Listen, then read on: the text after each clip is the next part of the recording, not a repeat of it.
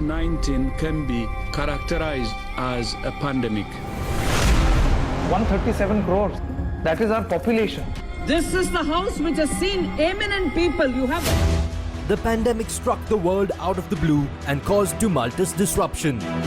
While others were grappling with the new normal, Times Network was ahead of the curve. Anticipating the fallout, we launched India Revival Mission, a special initiative with the long-term view to reboot, reload and relaunch India's economy post the pandemic. Signs presently seem to indicate that the pace of recovery is increasing rapidly. These trends, in my mind, are likely to persist. The State Bank of India, you be assured that we are strong enough to deal with this situation. Under this mission, Times Network pioneered focused programming fronted by its leading news channels, which included debates, interviews and webinars with policymakers, visionaries, corporate heads and other key stakeholders to deliberate on the best path to revival for the Indian economy. हमारे MSME छोटे उद्योग इनके साथ खड़ी है। हमारे प्रधानमंत्री जी ने 20 लाख करोड़ का पैकेज दिया है।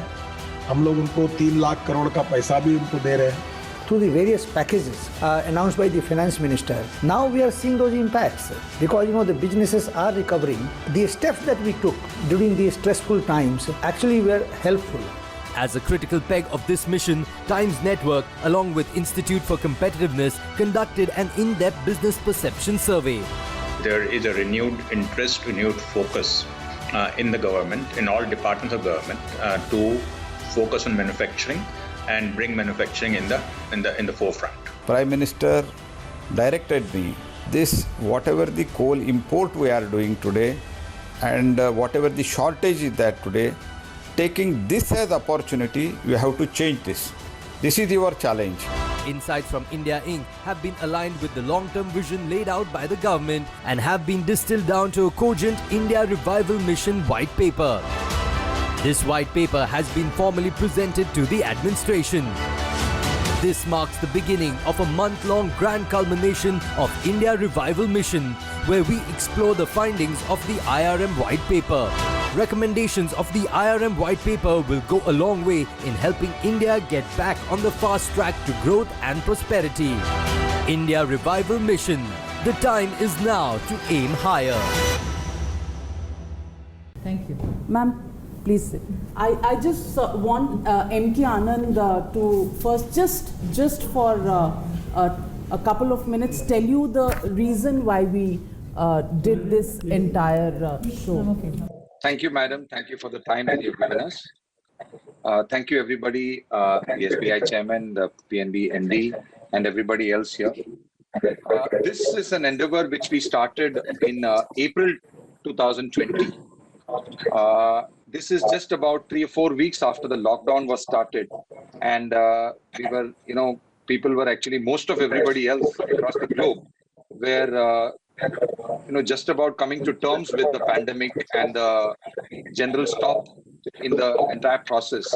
At that time, it was also the period when there were those people walking back home, etc. And there was a lot of negative on the economic front, and at which time we wanted to look at what is it that we can do to contribute from our side to put our shoulder to the wheel, to push it in a positive direction than to sort of find faults in the whole situation.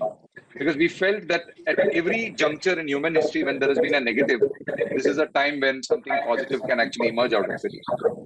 While as an English network, we have, we are only talking to the 7% English-speaking people in India. It's a small, narrow audience. However, the fact that all of us are speaking to each other in English right now is enough testimony that we are the ones who actually are in a position to make a difference in people's thinking. And we therefore believe that at the network, using Times Now and Indie Now, we are capable of probably sort of putting that additional 1 percentage point or 2 percentage point to the growth of this country, which we so badly need. Because we believe that economics, after all, is psychology, mass psychology in motion. And that is why we wanted to crowdsource ideation of how to use this pandemic situation to put India on a faster track and look at the coming decade as what we believe belongs to us. I mean, this is what the network has been talking about. In fact, madam, We were talking about the 5 trillion idea in 2017-18, and then it has become a big buzzword. And we believe that India is really poised for greatness. As I said, from April we started. This work went on till October 2020, when we were crowdsourcing from CEOs across the sectors, across the large to the smallest, and about 610 CEOs have contributed to bring out this white paper. It's not very long. I'm sure you will find it interesting. But there are 2 or 3 very important key points, of which one you have already taken care of, which is to put buying power in people's hands, prioritizing certain industries, prioritizing health, education, infrastructure. But there are 2 additional points which we believe you might find of great importance. One is to look at empowering low-skilled manufacturing, which is coming out as an idea from all the points that have come up. While we are all very happy that we are looking at the Apples and the big tech companies, etc., to come into the country, our labor is still at grade 1 and 2, and therefore smaller manipulation of raw materials to goods. Like apparel, like fashion, leather, goods, etc., is where I think that is one of the ideas that is coming from here, empowering those skill manufacturing. And the second is something called innovative financing, tax-free special purpose bonds, like the US war bonds. And that is something that I think when we talk to people right from the lowest to the highest, there is a huge groundswell of patriotism which is coming under this government of ours in the last 2 terms, and patriotism is something that is a huge driving force. And I'm sure if you appeal to that, all of us, retail investment into bonds to look at India Atmanirbhar bond or India Swabhiman bond or India growth bond, I'm sure that is something that is coming. Again, these are not my ideas, these are coming out from this. We thank Amit Kapoor, who is also on this call, who is from Institute of Competitiveness, who has worked with us to put this together. And thank you again, madam, for giving us this time. We hope we will be able to contribute in your great work as we go forward. So, ma'am, those ideas are there. Amit Kapoor has worked with us, and our very important partners in this entire effort have been the State Bank of India Chairman Mr. Dinesh Khara, who's with us, and also Mr. Rao, the Chairman of Punjab National Bank. And we have, at a time when their confidence was at the lowest level, people almost thought that the pandemic meant apocalypse, nothing after this. We worked with them and talked about revival even when the lockdown was going on, because we knew the next stage would be revival, and how financing, how keeping up the morale and helping businesses, whether they are the small enterprises or MSMEs, how that has to be done. There was an exchange of views between some of these owners of companies and the bank chairman to give them ideas on how to reach out to them.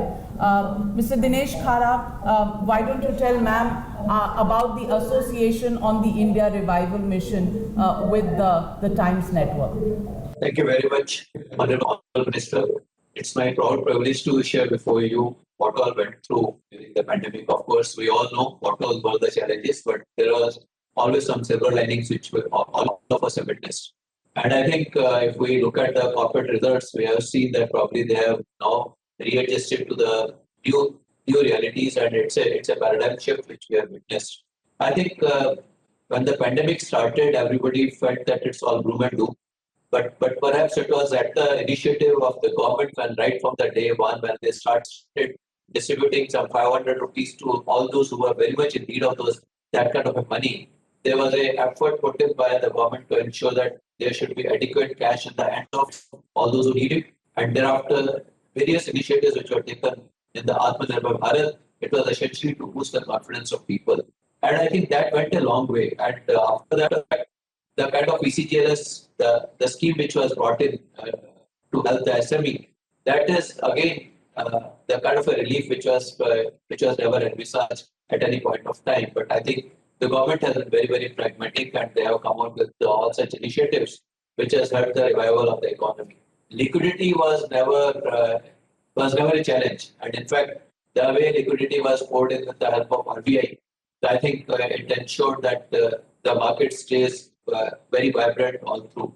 I think apart from that, the new initiative which has been brought in for the the manufacturing and particularly the PLI and the focus on the defense sector, have been engaging with various leading manufacturers into these sectors, and they're all very buoyant in terms of the opportunities which have got unlocked in this process. I think to that extent, I would say that pandemic has actually helped in jump-starting the demand, which was actually a bit sluggish just before the pandemic. And I'm sure going forward, we are all getting into the good trajectory. And moreover, the recent budget, which has brought in the kind of focus on infrastructure, perhaps this is the way forward for bringing in the competitiveness into the Indian economy and also ensuring that we stay ahead and we become a developed nation at a faster pace. And I think the 5 trillion dream, which at times we seem to be losing focus on, I think we can probably accelerate our sharp focus on 5 trillion, and we can perhaps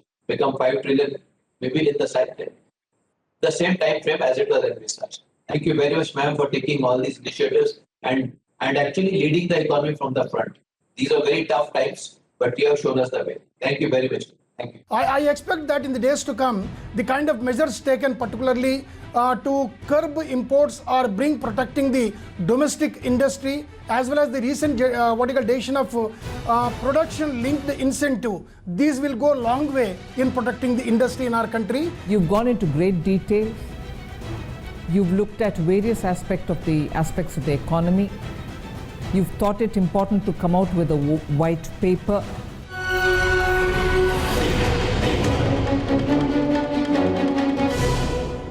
Ms. Nirmala Sitharaman, you know we've complimented you many times on the budget this year, which has been far-sighted, and it has looked at a very pragmatic, prescription of what the economy needed. I know you're in a hurry because you have a couple of meetings lined up. If I can just invite the MD of Punjab National Bank, Mr. Rao, to say a couple of words, after which we'd like to hear from you. Mr. Rao first, please. First of all, I would like to congratulate you on delivering a wonderful budget, which was culmination of the measures taken by you right from the pandemic, what has impacted our country, not only in our country, across the globe. Second, I would like to also congratulate Reserve Bank of India in continuing to show consistency in policy documents. More importantly, the policy declaration as of 5th of February was a complementary to the budget declaration. I'll only talk about a couple of points, particularly the infra push given in terms of road sector, port sector and aviation sector is going to be a bigger boost for the country, and in the next 3 to 5 years time we're going to see a lot of asset creation and investment, not only by the government of India, but also it will generate interest in the investments from the corporate sector. Second, the decision taken to establish DFI, Development Financial Institution, will definitely take care of certain issues we faced during investment in infrastructure between 2007 and 2012. Those issues are also going to be resolved with DFI.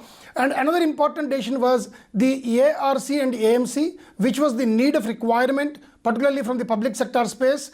It's a wonderful decision taken by the government. We look forward for effective implementation of these two measures so that we can see the play out in the economy. Next, one more point, madam, I would like to just put forth before you that in the last 20 to 25 years, probably the village and cottage industry and the micro and small industry have lost their sheen because of a lot of imports taking place in those kind of goods. This government has started doing extremely well in concentrating in those areas. I expect that in the days to come, the kind of measures taken particularly to curb imports or bring protecting the domestic industry, as well as the recent decision of production linked incentive, these will go a long way in protecting the industry in our country. We definitely work towards the dimension put forth by the government, particularly identifying the MSME clusters or manufacturing clusters in our country, where some of the states have taken initiative in terms of one product, one district, which will go a long way if we are able to establish across the country. With these few words, madam, I thank you very much for the opportunity given by the Times Group and also a privilege to put before you our viewpoints. Thank you very much. Well, Ms. Nirmala Sitharaman, simply put, I want to tell you that the Times Network, ET Now, Times Now and Mirror Now, we are a group of channels. We think that moving the economy forward is not just in the interest of the government in terms of showing its performance, but it is also in interest of the people of India. and we are happy to partner with the government on whichever area you think communication can solve the problem, attracting attention can solve the problem, or even us being the sutradhars of bringing the words or the problems that some sectors are facing to the government, so that the government can take those actions. I'm not saying that you don't already know, but I'm saying that we can be the sutradhar which connects the government with the industry, whether it's small, big, or even micro industry. We can do that, and we would look forward to partnering with you, the finance ministry, banks, to take this forward. The floor is yours. Thank you, Navika. Thank you, Nikunj, Mihir, Amit, and Anand. Of course, Dinesh, Khara, and Rao from Punjab National Bank. I first of all put on record my appreciation to the Times Group and its group's members, whether it is ET Now, Mirror Now, and the others, for having taken that role on yourselves to think about the economic revival, particularly in a challenging time like this. You've gone into details from all that you've said in bits that I'm trying to put together now. You've gone into great details. You've looked at various aspects of the economy. You've thought it important to come out with a white paper. Navika, you're right. You are right in saying we may know things, but that's not just going to be enough, and that's not been the approach of this government. Whether we know enough or not, we always go on this assumption, and the Prime Minister himself engages with various sections of the society. So we don't ever believe that we'll know sufficiently enough. We may know some, because being government, you get information from various different sources. You also talk to people who are specialists in the area, domain experts, and stakeholders. However, it may not be sufficient enough. And in that, I'm very glad the media, particularly Times Group, has taken this special effort and put in a lot of thought into how to go about it, and involved so many different stakeholders to get a white paper prepared just in time, so that even as the finance bill is in the parliament and the parliamentary standing committees are looking into various aspects of it, I received this white paper. I assure you, it will be only in the fitness of things that we in the government, myself, Ministry of Finance, will definitely go into every detail of what you've given me in this white paper, and I'm sure to benefit from it. So I first of all thank you for this special effort of having put your mind and work and everything together to come out with a white paper, and also to present it to me. I will go through it, and I'm sure to benefit from it. So thank you very much for having thought of this and having put all your energies together to come up with something which is so important at a time like this, when governments also certainly need inputs from every section. Particularly the media has the advantage of being at a location where it can look at the society with certain objectivity and also see the developments without any worry about what it means or what it implies. Just collect it all and identify the need for those concerns to be voiced to the policymakers and expect them to act upon it. I assure you that I will have a look at this white paper, and I thank you for the timely compilation and presentation of this to me. Thank you very much. Thank you, Madam Finance Minister, and this is not just a one-time effort. We plan to keep this going forward. Revival is one stage.